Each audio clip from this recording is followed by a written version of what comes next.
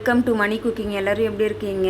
நம்மளுடைய சேனலில் பார்த்தீங்கன்னா 500 சப்ஸ்கிரைபர் ரீச் பண்ணிட்டோம். அந்த 500 சப்ஸ்கிரைபராக ஆள் யாருன்னு பார்த்தீங்கன்னா பண்ருட்டியை சார்ந்த மணி என்ற ஒரு அண்ணன் தான். அந்த அண்ணனுக்கு ரொம்ப தேங்க்ஸ் சொல்லிக்கிறேன் வீடியோ மூலிமா. நன்றி அண்ணா. நம்ம இன்றைக்கி ஒரு ஸ்வீட் ரெசிபி தான். ரெசிபின்னு பார்த்தீங்கன்னா பால் எடுத்திருக்கேன், 1 லிட்டர் பால் எடுத்திருக்கேன். ரசகுல்லா தாங்க செய்ய போகிறோம். ரசகுல்லா ஈஸியாகவே எல்லாருமே செஞ்சிடலாம். அதுக்கு 1 லிட்டர் பால் எடுத்துக்கோங்க.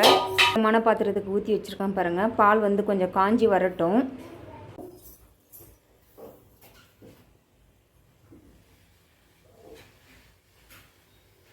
ஒரு 2-3 டைம் கொதிச்சு வந்துருச்சு. இப்போ ஒரு அரை எலுமிச்சை பழ சாறு எடுத்து வச்சுருக்கேன் பாருங்கள். இந்த சாறை பாலோடு சேர்த்துக்கலாம்.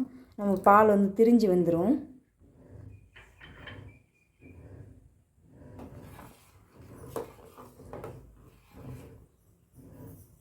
பால் திரிய ஆரம்பிச்சிருச்சு பாருங்கள். பால் தனியாக பாலாடை தனியாக பிரிஞ்சு வந்துருச்சு பாருங்கள். இப்போ எடுத்துக்கோங்க. இந்த ஸ்டேஜில் அடுப்பு ஆஃப் பண்ணிவிடுங்க. பாலாடையை வடிகட்டி எடுத்துக்கலாங்க. ஒரு காட்டன் கிளாத் போட்டு அதில் வடிகட்டி எடுத்துக்கோங்க. தண்ணி இல்லாமல் நல்லா புழிஞ்சு எடுத்துக்கோங்க.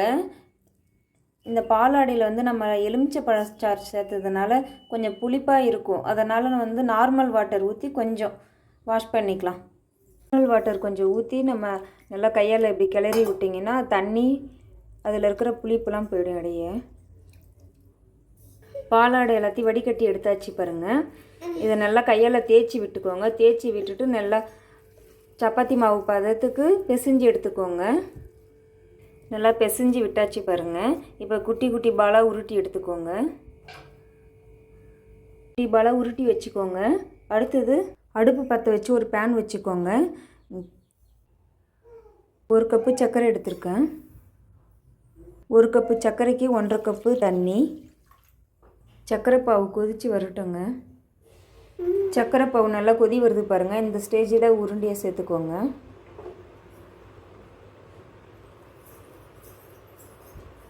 சர்க்கரை பாவோடு பாலாடை நல்லா வெந்து கொஞ்சம் உப்பி வரும். அது வரைக்கும் கொஞ்சம் வெயிட் பண்ணுங்கள்.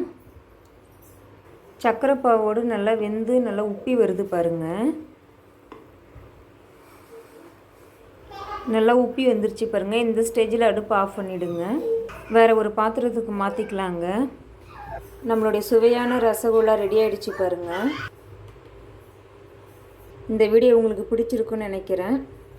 பிடிச்சிருந்தால் லைக் பண்ணுங்கள், ஷேர் பண்ணுங்கள், கமெண்ட் பண்ணுங்கள். முக்கியமாக சப்ஸ்கிரைப் பட்டனை ப்ரெஸ் பண்ணிவிடுங்க. மீண்டும் ஒரு நல்ல வீடியோவில் சந்திப்போம்.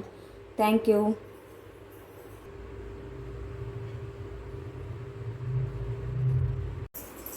Rasgulla very tasty.